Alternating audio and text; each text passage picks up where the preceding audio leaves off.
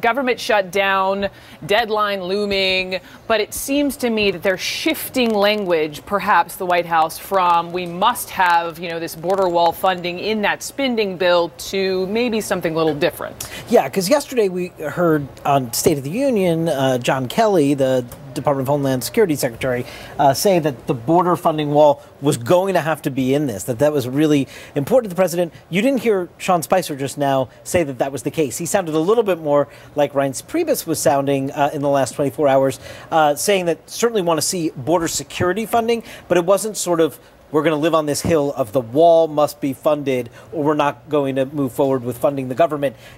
I think it's clear the White House doesn't want a government shutdown. They understand they would take the brunt of the blame for that. And so I think what you're hearing here is a possible path out that they're trying to find for themselves. I want to hear from you, but let me just pause and play. This was the exchange with our own correspondent in the room, Jim Acosta, with Sean Spicer on this.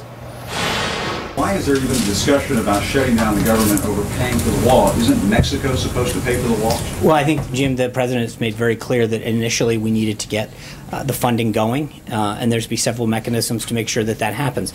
That funding piece will happen in due time. Alexis. That is a promise that the I understand president made during the campaign time. But he also Mexico would pay for the wall. Right. And now we're having a discussion that the government might shut down over the wall. Who's going to pay for it? Right. So a couple things. One, as I pointed out to Jonathan, we feel very confident the government's not going to shut down. Number two is I think the president has been very clear in the past about the fact that, and this is not a new thing, he talked about this, that in order to get the ball rolling on border security and the wall, that he was going to have to use the current appropriations process, but he would make sure that promise would be kept as far as the payment of it. And just a real quick follow-up. If border crossings are down, and that's a talking point that the White House uses time here, is the wall even necessary? Absolutely. The wall it does several things. How can the border crossings be down? Because the I think saying, well, we're going to have all these drugs flowing in if we don't have a wall. Because you can't, just because you have a couple good months in a year, I think you want to make sure that you take prudent long-term steps. I mean, so the president is going to fulfill, and frankly, it's a promise that he made to the American people. I think if you're coming in from our southern border, he has taken a lot of steps so far that has deterred border crossing. But this is a permanent step that will extend beyond his presidency. 8 years from now, the next president will have that wall in place to make sure that it doesn't continue. So that Mexico's going to pay for it. That's right. All right, Jim's up with us now. It's a great question. I mean, the bit about, hey, I thought Mexico was supposed to pay for it, and it is a talking point from the White House about, border crossings being down. What did you make of his answer? As you know, Brooke, I covered a great number of those Trump campaign rallies, so a few of those moments were burned on my brain, and the moment that might be burned the most on my brain is that Mexico is going to pay for the wall on the U.S.-Mexico border.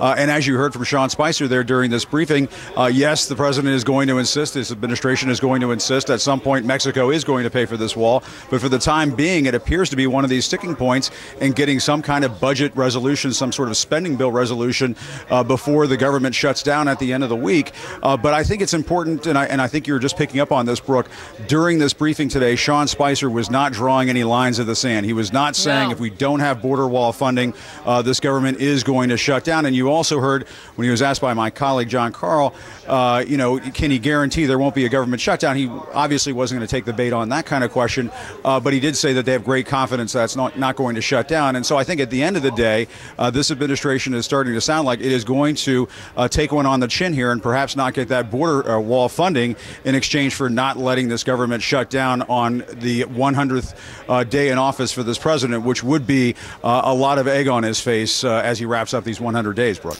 It's a great point. And on the egg note, Shelby, let me just follow up with you. I mean, David put it perfectly with General Kelly on over the week, or General Kelly saying what he did, Reince Priebus saying what he did. And the question being, is this mixed messaging, or is it exactly what Jim said, that at the end of the day, they realize they don't want the government to shut down because they would have egg all over their face? It's true. I would say a little bit of both, because the Trump administration loves the art of the deal. That's how Donald Trump conducts his administration.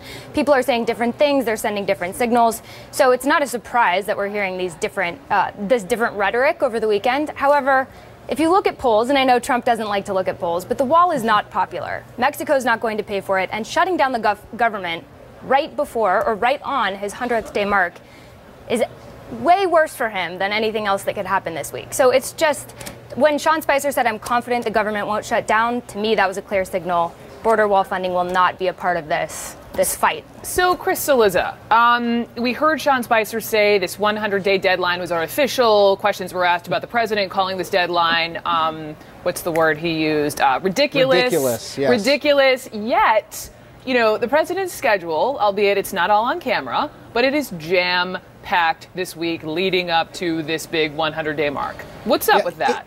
It doesn't matter unless it's going well, and then it does matter. No, yeah, I mean, look, I think this is Donald Trump buys into media narratives more than any other candidate because he consumes more media than any politician that we've ever seen before. I would remind people that the 100 Days is an FDR creation, not a media creation. But even if you say it's a media creation, Donald Trump is a believer in these sorts of symbolic landmarks. What he wants is the credit for the things he's done. You heard Sean say repeatedly in that briefing, unbelievable amount of progress. He wants the credit for things like Gorsuch for the decline in border crossings, but he doesn't really want to answer for health care and the struggles there. The travel ban is still legally up in there. Someone asked him, a reporter in that room asked him, well, isn't health care sort of a major thing that you didn't get done? Well, I don't want to minimize it. And that's the point. He wants to celebrate the victories, ignore the losses. And then 100 days is good for him when it's good for him, and then ignore it when it's not. It's the duality of Donald Trump extends to almost everything, including whether 100 days matters or not. Yeah. Quick break. Let me keep all of you with me. We'll be right back. You're watching CNN. Hi, I'm Barry Sloan with 100 days, if I can just follow up, the contract with the American voter that the president signed included 10 pieces of legislation. Right now, he's 0 for 10. Only one of those has actually been introduced. Right. And I think that we're going to continue to work with Congress. As he says in that document, I will work with Congress to achieve these, and we are going to continue to work with Congress to achieve those. But why have 9 of them not even been introduced? I think when you look at what he has done in terms of Supreme Court justice, the executive orders, the number of legislation, there's a lot that has gotten done. I don't think anyone, I remember very clearly the first few weeks, and still to some extent, the comments that got made about the pace that we were keeping, and we have kept. The president has been extremely busy, and I think when you recognize the amount of issues that he's tackled, the amount of progress that he's made, it is very significant, and we will continue to present all of that throughout the week. But again, as I said to Major, I think you can look at a few of these areas and nitpick a couple of them, but I think overall, you know, he has signed a record number of executive orders. He has rolled back regulatory reforms. No, I understand that, but right. To take action. But I don't think there's any question that the president has done a significant amount for the American people on the issues that he has put forward during the campaign. Just to be clear, you're not describing the wall and healthcare as nitpicking. Jim. Are you? No. I'm not. Neither of the. No, I'm not. Those pieces are not small. But I'm saying in terms of overall what he has accomplished has been unbelievably significant.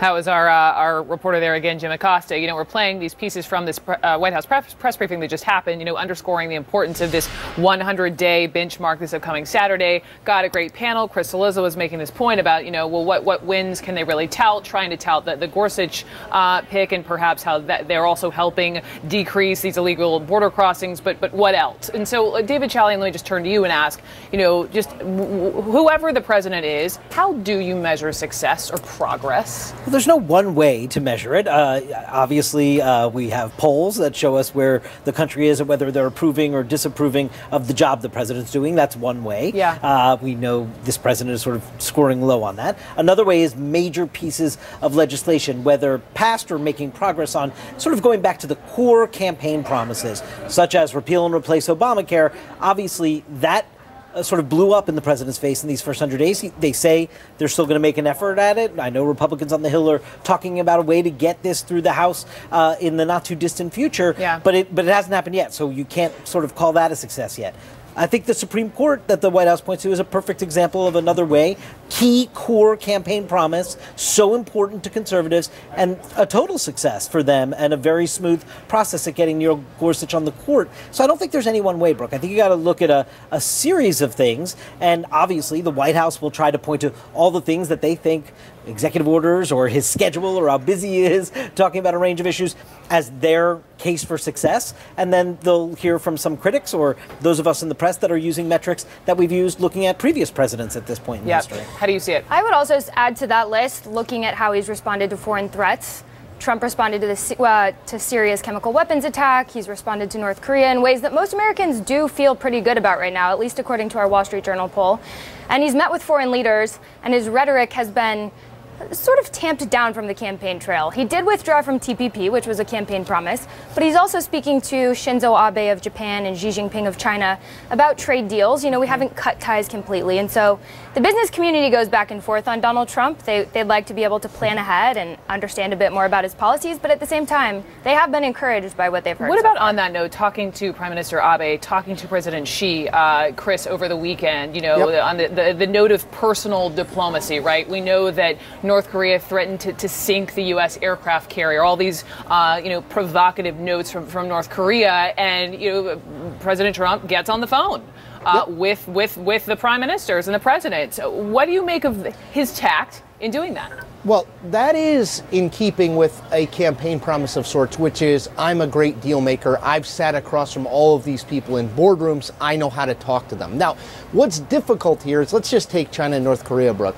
What you're having to do at this point is take President Trump's word, broadly speaking, that his couple days at Mar-a-Lago with President Xi Jinping was illustrative, that the relationship built there means that China is going to help us more with North Korea and their nuclear ambitions than they did under President Obama. Now, there are little things here and there, but it's hard to extrapolate out that far, and that seems to be what President Trump is doing. One other quick point I'll add, Sean made this point. Movement does not equal accomplishment. You can run around as much as you want on a soccer field, but at the end of the day, you got to put the ball in the goal, right? So they're doing a lot of movement. There's no question that this is the most active White House. Every day, there's 100 things being thrown at the wall by the president and other people within the administration. That doesn't mean they're accomplishing things necessarily. It's important to distinguish the two. I feel like that sounds like the headline for your next piece, Chris Cillizza. Chris, thank you as always, and Shelby and David, thank you as well. Meantime, we are talking also today about the president's predecessor.